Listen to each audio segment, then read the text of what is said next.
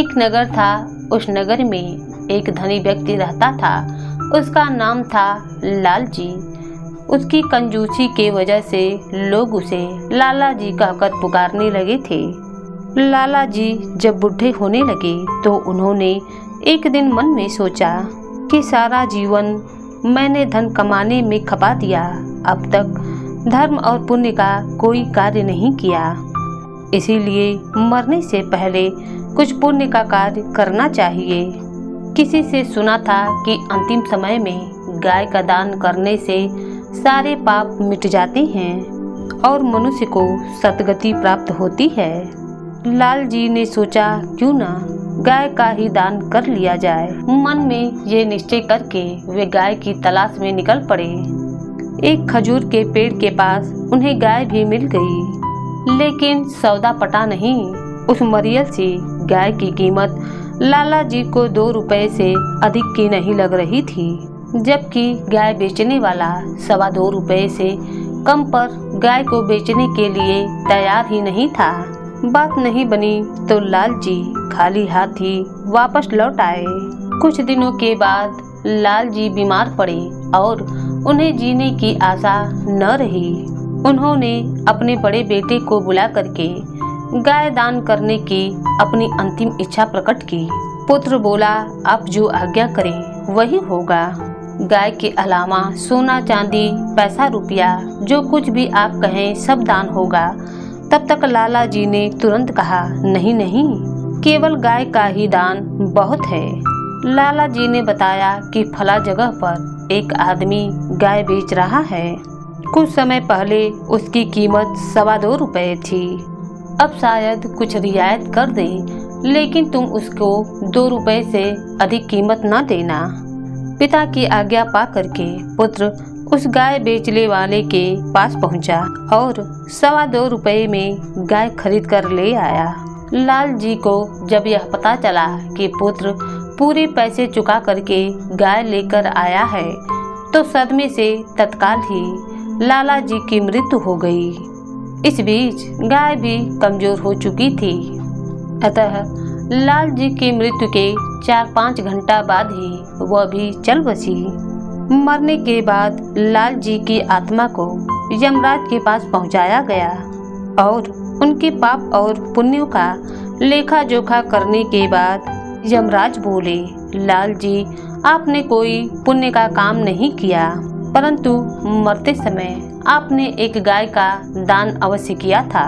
वह भी 4 घंटे के बाद मर गई, इसीलिए मैं आपको 4 घंटे का स्वर्ग का सुख दे सकता हूँ, बाकी समय आपको नरक में बिताना पड़ेगा। लाला जी बोले, कोई बात नहीं, मुझे 4 घंटों के लिए स्वर्ग मिला है तो मैं ले लूँगा, तो पहले आप मुझे स्वर्ग में भेज दें, शेष समय मैं नरक में बिता लूँगा। यमराज बोला, पहले आपको 1000 वर्ष तक नरक में रहना होगा, उसके बाद ही 4 घंटों के लिए स्वर्ग में भेजा जाएगा। लाल जी अड़ गए, बोले, पहले मैं स्वर्ग जाना चाहता हूँ। यमराज ने उन्हें डांटते हुए कहा, स्वर्ग नहीं, पहले नरक की हवा खाओ, यही हमारा नियम है। दोनों में बात विवाद चलता रहा।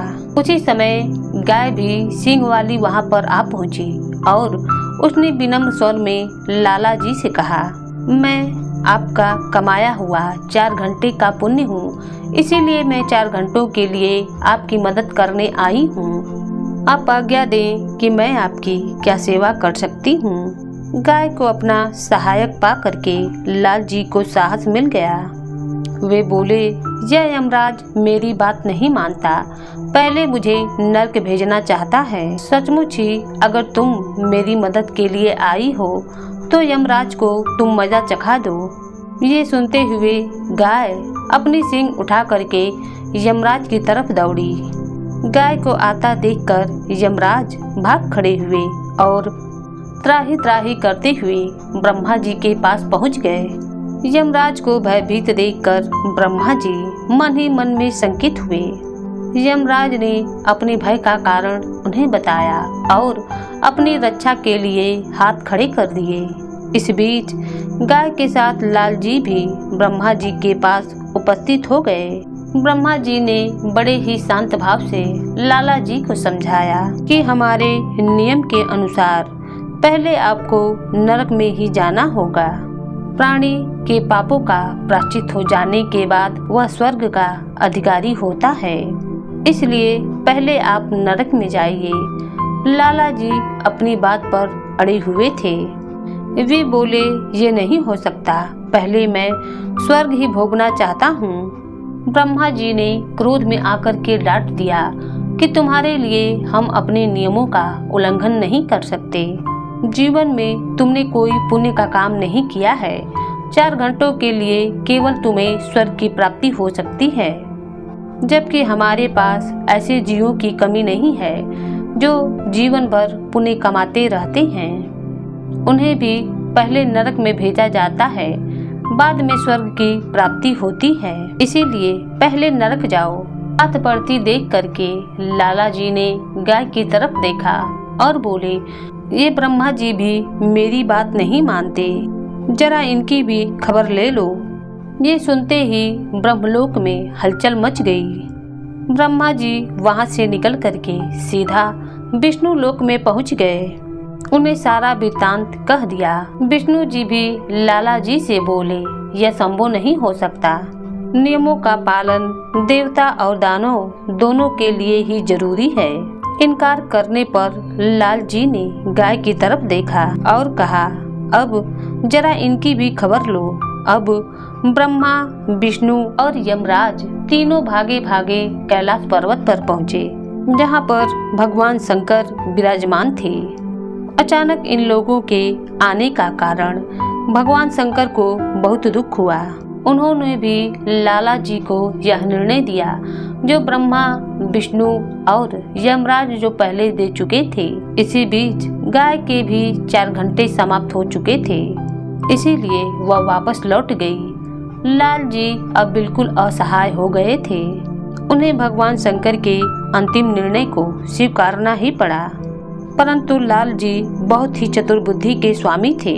चलने से पहले वे तीनों देवताओं के आगे हाथ जोड़ करके खड़े हो गए और अपनी धृष्टता के लिए क्षमा याचना करते हुए बोले, आप तीनों देवता और यमराज जी बहुत ही महान हैं। अपने पुण्य प्रताप के नियमों से मैंने अपनी आंखों से आप तीनों के दर्शन कर लिए हैं। आप लोगों के दर्शन बड़े बड़े पुण्य कर्मों और बड़े बड़े ऋषि मुनि के तपस्या करने के बाद दर्शन मिलते हैं। वह दर्शन मैं आसानी से कर पाया हूँ। कहते हैं कि आपके दर्शनों से पापी मनुष्य भी पुण्य के दर्शन का भागी बन जाता है और उसके सारे दुख, दरिद्र, रोग, शोक सब नष्ट हो जाते हैं। अगर यह बात सत्य है तो आपके दर्शन के बाद मेरे कौन से पाप बचे हुए हैं जिसके कारण मुझे नरक जाना जरूरी है। ये सुनकर देवताओं ने आपस में विचार विमर्श किया। लाल जी ठीक कहते हैं कि यदि इन्हें भी नरक भेज दिया गया तो हमारे दर्शनों का कोई मूल्य नहीं रहेगा। ये सब सोच करके देवता लोग बोले, तुम ठीक कहते हो, हमारे दर्शनों से तुम्हारे पाप कट गए हैं, अब तुम नरक के अधिकारी नहीं हो। ये कहते हुए देवताओं ने लाल जी को स्वर्ग में रहने की अनुमति दे दी और इस प्रकार लाल जी अपनी चतुराई से स्वर्ग का सुख भोगने लगे।